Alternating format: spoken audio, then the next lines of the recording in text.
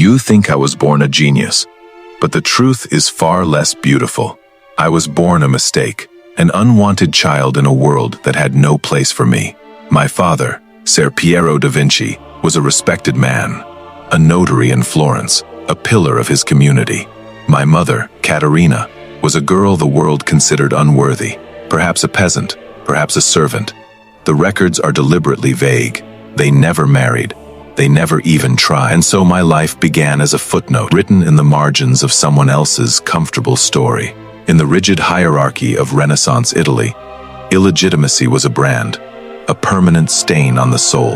It meant I was barred from the most respectable professions, from law, from medicine, from the very bureaucracy my own father served. I was, from birth, an outsider looking in. I remember the smell of her hands more than her face, the scent of earth, and something warm and maternal. She held me for a few short years in Vinci, in the soft, confusing landscape of the Tuscan hills. But then, as abruptly as she appeared, she disappeared, married off to another man, swallowed by another family. My father took me into his spacious, cool house in Florence, but he never truly took me into his heart.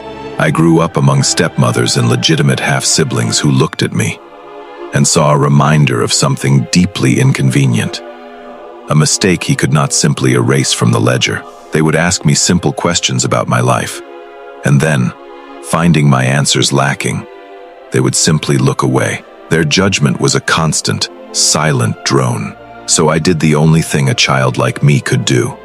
I escaped, not with my feet, though I loved to run through the hills, but with my mind. The natural world became my mother, my teacher, my refuge. I watched birds cut through the air, drawing invisible shapes of mathematical perfection, and I began to sketch them, obsessed with the mechanics of flight. I watched shadows carve the world into geometry, transforming flat walls into realms of mystery. And I understood light. I watched human faces, storing every wrinkle, every tremble, every hidden truth that fear or desire could bring to the surface. I learned to survive by seeing what others deliberately ignored, the small, critical details that reveal the universe. When I was old enough, perhaps 14, my father finally admitted he could not make a notary of me. He found me a place in the bustling, chaotic workshop of Andrea del Verrocchio, a titan, a master sculptor, goldsmith, painter, the kind of man whose shadow could bury a boy like me. It was a baptism by fire. I learned to grind pigments, to mix plaster, to cast bronze, to cut marble.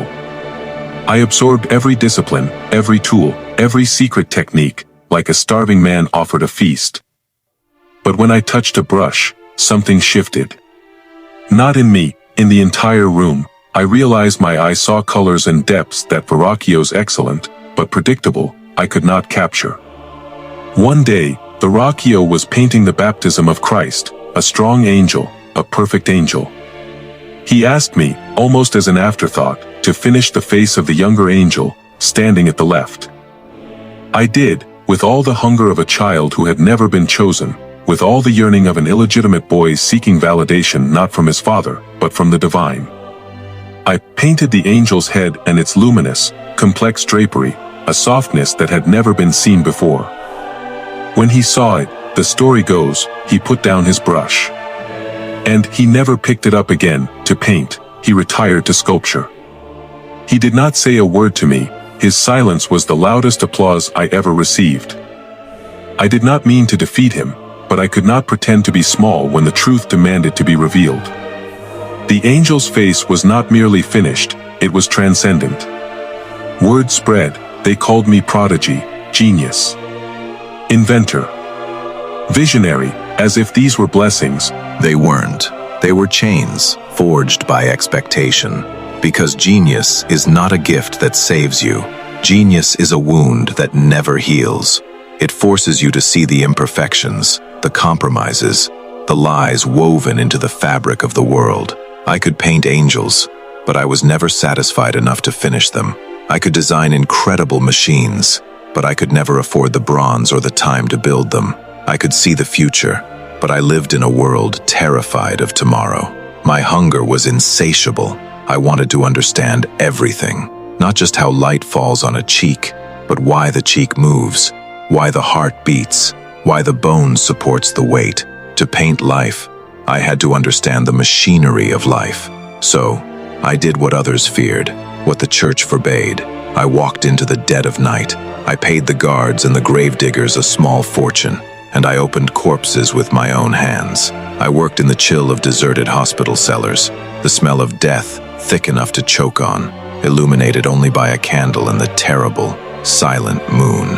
The first time, I thought I would faint. The sheer violation of the human form was overwhelming. The second time, I thought I would stop, defeated by the stench and the horror.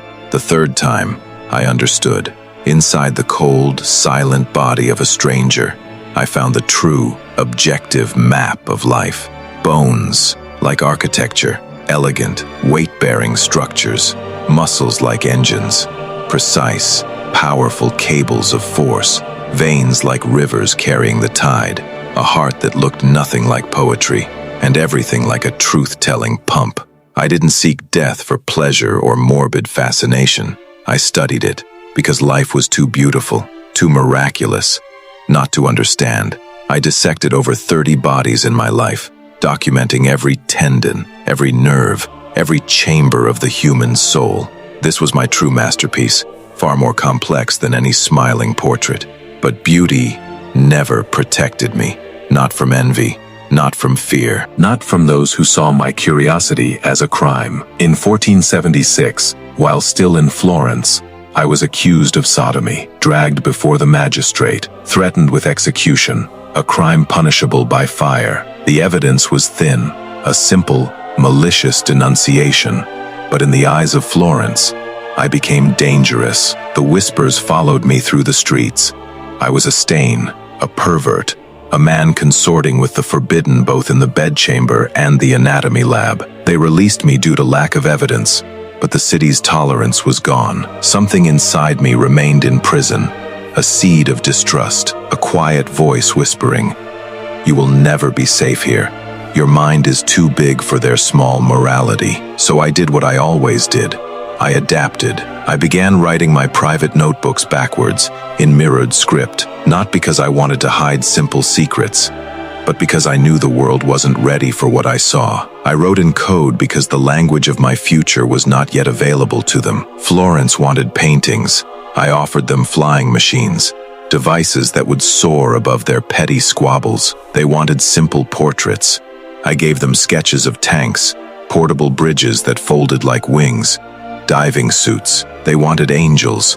I gave them the anatomy of the soul, rendered in ink and chalk. And still, it was never enough. I was constantly broke, constantly late, constantly distracted by the next great question. When Ludovico Sforza, the Duke of Milan, summoned me, he wanted one thing: weapons, machines of death, engines of destruction. I wrote him a letter, 10 pages long, listing my military engineering talents first, and only at the end, almost as an afterthought, did I mention my ability to paint. I told him I could build those weapons, not because I wanted to, but because I needed something far more important than money. I needed a patron. I needed a shield strong enough to protect my curiosity from the church and the jealous guilds. And with that shield, I built the greatest horse the world had ever seen, the Gran Cavallo, a monument to the Duke's father, Francesco Sforza,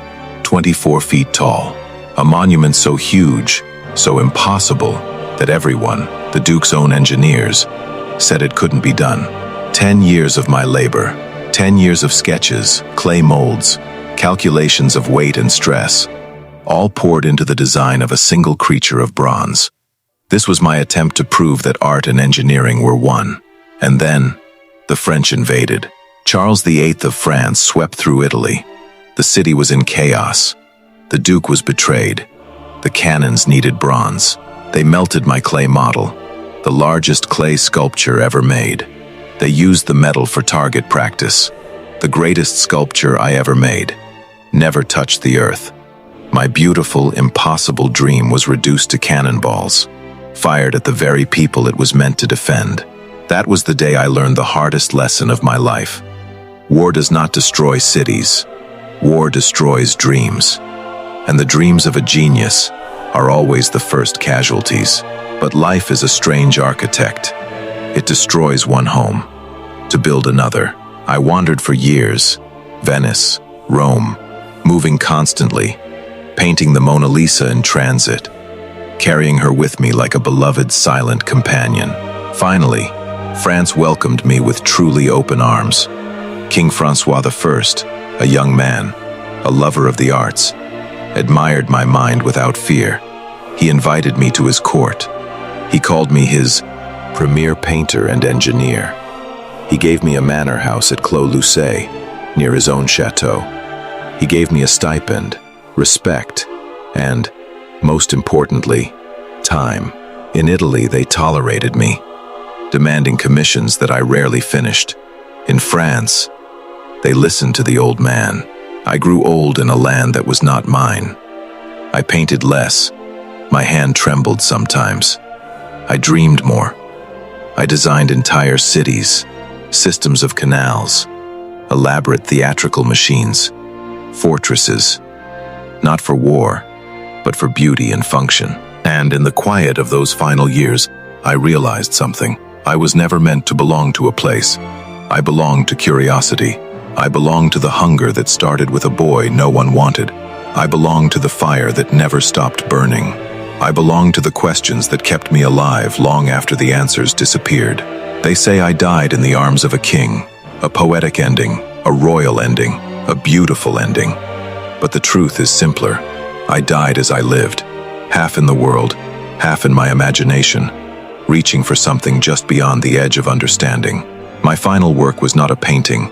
It was a complex set of calculations, an unsolvable riddle left on my desk.